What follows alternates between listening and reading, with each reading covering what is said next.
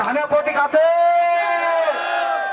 ধানের প্রতীক আছে, প্রতীক আছে, দেশনীতি বেগম খালেদার প্রতীক আছে। কোন সভাতে উঠেছে সব জায়গাতে। আমি বক্তব্য শেষ করে দেব।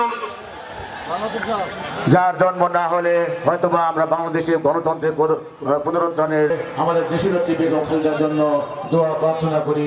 আমরা সকলে বলি আমিন। আমাদের মাঝে একটি বিশাল মিছিল নিয়ে সুলতান ভাইয়ের নেতৃত্বে, সুলতান ভাই মোস্তফা চাচা জেকে চাচার নেতৃত্বে একটি বিশাল মিছিল নিয়ে আমাদের মাঝে উপস্থিত হচ্ছেন। তাদেরকে করতালিতে সম্মানজনক দেওয়ার জন্য অনুরোধ করছি। সকলে করতালি দেন, সকলে আপনার সকলে করতালি দেন, তাদেরকে স্বাগত জানান। আমাদের মাঝে উপস্থিত হওয়ার জন্য বিশেষভাবে সাবেক আমি চাচাকে তার মূল্যবান বক্তব্য রাখার জন্য অনুরোধ করছি।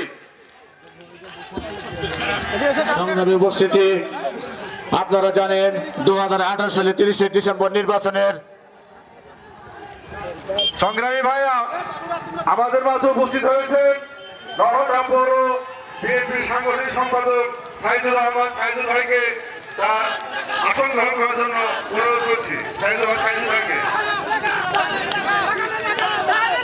2018 সালে 30শে ডিসেম্বরের যে নির্বাচন হয় ওই নির্বাচনের রাজশাহী 3 মহানগর আসনের মনোনীত প্রার্থী ছিলেন আমাদের অ্যাডভোকেট শফিকুল হক মিলন ভাই।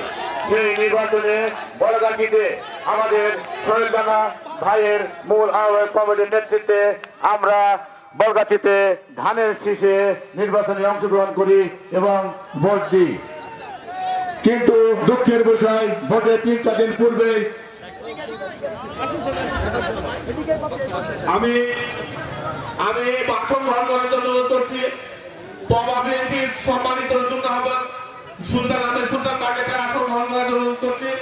আমি অনুরোধ করছি বরগাছির যুগ্ম আহ্বায়ক সুজাবের হোসেন বিদ্যুৎ চাচাকে তার আসন গ্রহণ করার অনুরোধ করছি।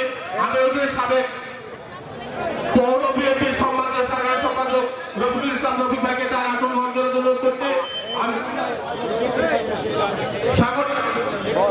আমি আরো অনুরোধ করছি বরগাছি বিএনপি নেতা জালালউদ্দিন তাকে তার আসন গ্রহণ করার জন্য অনুরোধ করছি। আমি অনুরোধ করছি পৌর বরগাছি শাখার সম্মানিত বসেন বসেন সভাপতি তার আসন গ্রহণ করার জন্য বিশেষভাবে অনুরোধ করছি। আমি অনুরোধ করছি আমাদের মাঝে উপস্থিত হয়েছেন